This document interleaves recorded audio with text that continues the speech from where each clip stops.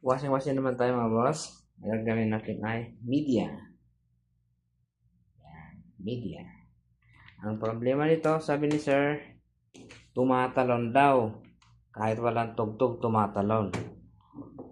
Sa tuwing nag-i-spin siya, tumatalon. So, tingnan natin kung anong lalabas sa ating bulang kristal. Buksan natin ito.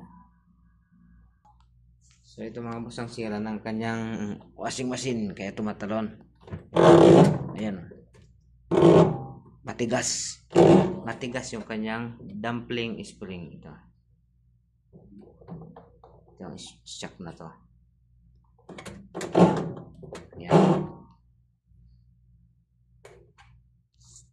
So, mga automatic na washing machine mga boss. Ito.